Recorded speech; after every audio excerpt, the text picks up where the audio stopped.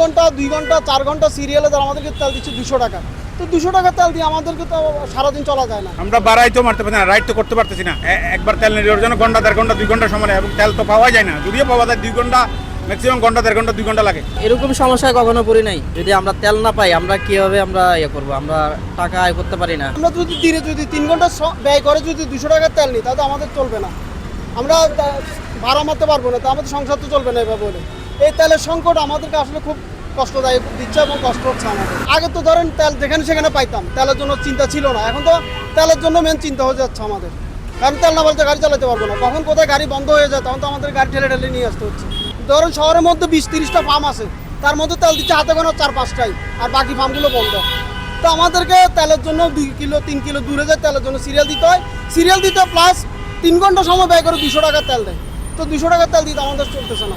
একবার তেল নেওয়ার জন্য ঘন্টা 1.5 ঘন্টা 2 ঘন্টা সময় লাগে, এবং তেল তো পাওয়া যায় না। যদিও পাওয়া যায় 2 ঘন্টা, ম্যাক্সিমাম ঘন্টা 1.5 ঘন্টা 2 ঘন্টা লাগে তেল নিতে।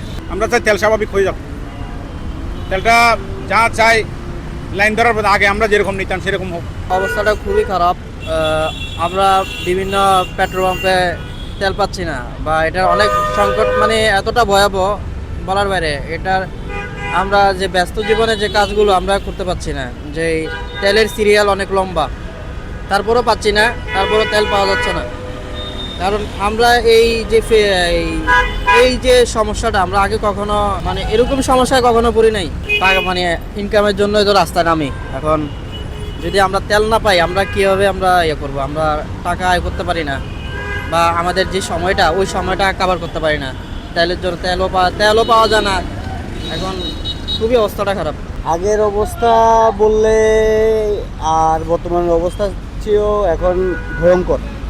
যেটা আপনার ঘন্টার পর ঘন্টা সিরিয়াল ধরে দাঁড়িয়ে থাকতে হয়, যেখানে আপনার আগে 1200-1500 টাকা গাড়ি চালানো যেত, এখন হয়তো তার অর্ধেকে নেমে আসছে।